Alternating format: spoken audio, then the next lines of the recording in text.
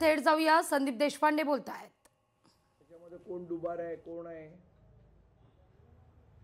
आपलं ठेवायचं झाकून आणि दुसऱ्याचं बघायचं वाकून, ही जी सवय आशिष शेलारांना आहे, त्याच अनुषंगाने ही आजची पत्रकार परिषद आपण करतोय.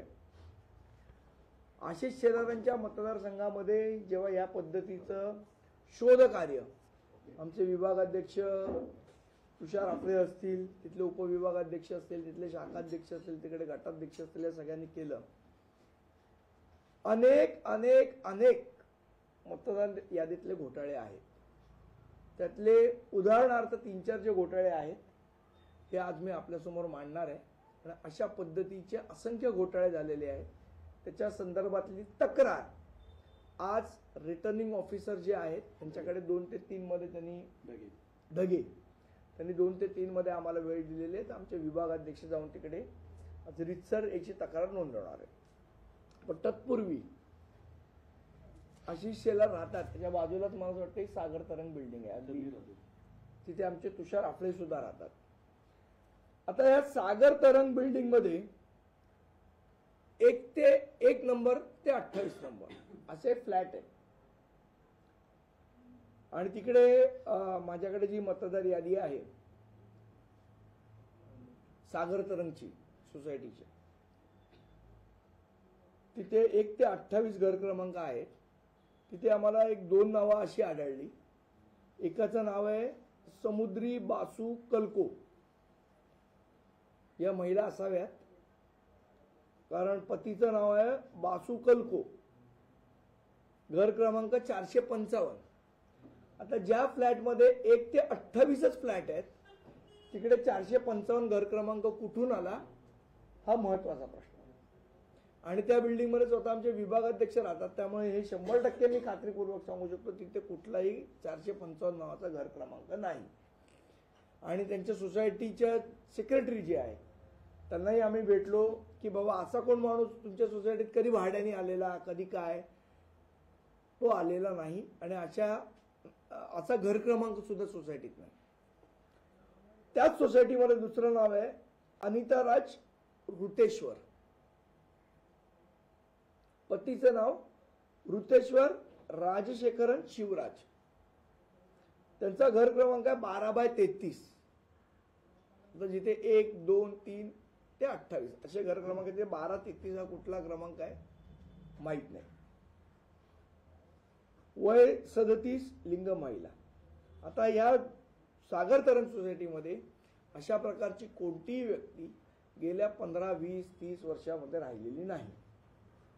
मग त्यांचं नाव मतदार यादीत कसं आलं, का कोणी जाणीवपूर्वक घातलं, का हे बोगस मतदार नोंदवण्याचं काम कोणी केलं, याचं संशोधन मला असं वाटतं निवडणूक आयोगाने करायला पाहिजे.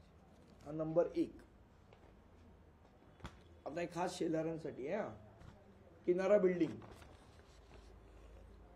किनारा बिल्डिंग मध्ये 1 ते 14 फ्लॅट आहे. 14 ना, 1 ते 14 फ्लॅट आहे. आणि ही पण साधारण वॉकिंग डिस्टन्स शेलार साहेबांच्या घरापासून 2 ते 3 मिनिटावर आहे. तर इथे आम्हाला एक नाव सापडून आलं, Fahad Ghulam Mohammad Pathan, specially dedicated to Ashish Shelar. नाव आहे फहद गुलाम मोहम्मद पठाण.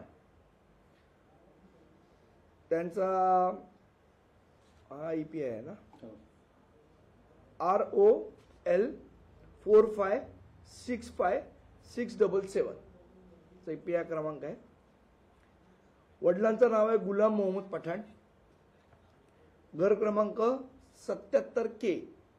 आता या किनारा बिल्डिंग मध्ये जे फ्लॅट आहेत ते 1 नंबर ते 14 नंबर फ्लॅट आहेत. मग 77K हा घर क्रमांक कुठनं आला, आणि मग तो जर घर क्रमांक तिथे नाहीच आहे तर त्याची नोंदणी ही निवडणूक आयोगाने कशी केली. आणि मग आशिष शेलार हे सगळं होईपर्यंत झोपले होते का, की एका मुसलमानाचं नाव त्यांच्या 3 बिल्डिंग बाजूला असलेल्या बिल्डिंग मध्ये होतंय आणि आशिष शेलारांना पत्ता नाही. आशिष शेलारांनी झोपायचं काम केलंय का यांच्या नावावर यांचं नाव जाणीवपूर्वक घुसवण्यात आलं. हा संशोधनाचा विषय. आमचा का आशिष शेलारांवर कुठला आरोप नाहीये, पण मग आशिष शेलार जागरूक नाहीत का, हा महत्वाचा प्रश्न निर्माण होतो. हा झाला किनारा बिल्डिंग 1 ते 14.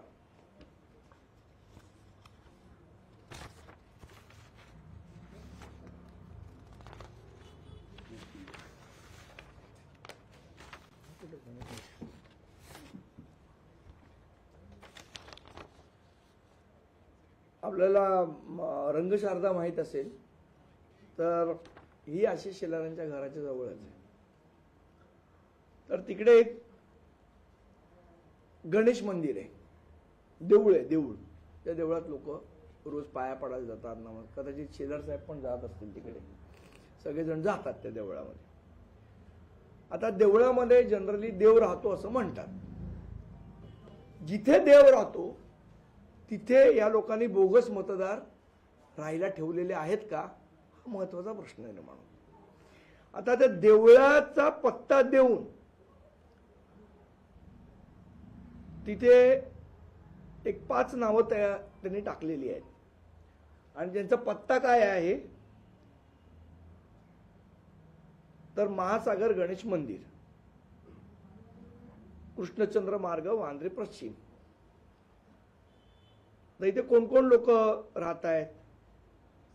यज्जू सुब्रमण्यम, वडिलांचे नाव VT सुब्रमण्यम, घर क्रमांक 24/32, वय 23, लिंग पुरुष. दुसरं नाव सानिध्य अरोरा, वडिलांचे नाव संजय अरोरा, घर क्रमांक 2471,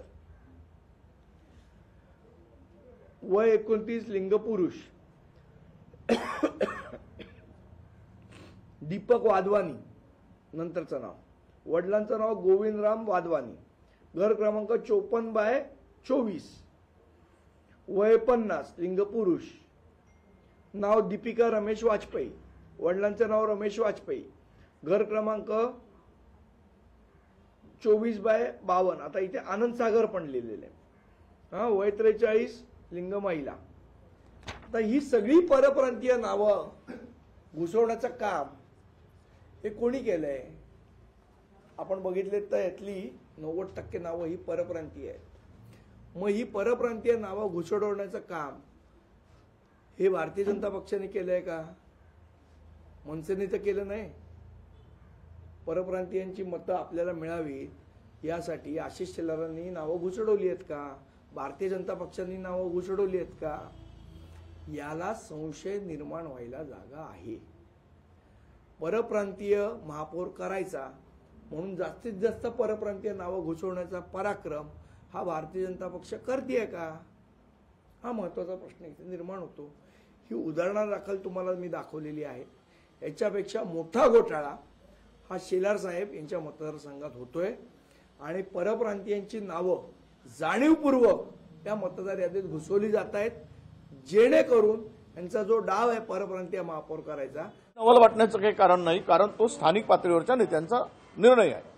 स्थानिक नेत्यांनी निर्णय घेतल्यावर वरिष्ठ नेत्यांचा काही विरोध असेल का? मला आमचा विरोध करण्याचा काही अधिकार नाही. आम्ही त्यांना अधिकारच दिलाय, त्यामुळे विरोध करण्याचा काही संबंध नाही. ते काही क्रायटेरिया ठरवलं असेल की भाजपसोबत नाही करायची, अजितदादा गटासोबत नाही नाही, करायची. बरोबर, भाजप बरोबर करायची नाही, अजितदादांच्या बरोबर करायची नाही, शिंदेच्या बरोबर करायची नाही.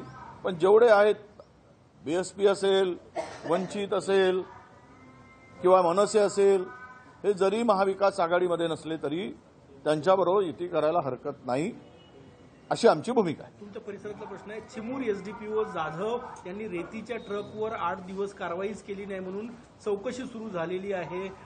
चंद्रपूर SPनं त्याची चौकशी सुरू केलेली आहे. हा SDPO फार चोर माणूस आहे, हा पूर्णतः भ्रष्टाचारी माणूस आहे आणि यांनी अशा प्रकारे तिकडे धिंगाणाच घातलाय. परंतु त्याला सत्तेतील एका लोकप्रतिनिधीचा आशीर्वाद आहे. त्याची बदली सुद्धा त्यांच्या इशाऱ्यावर त्यांनी करून घेतली आणि म्हणून त्याची हिंमत वाढलेली आहे आणि तो फार मस्तीत वागतो, प्रचंड पैसे कमवतो.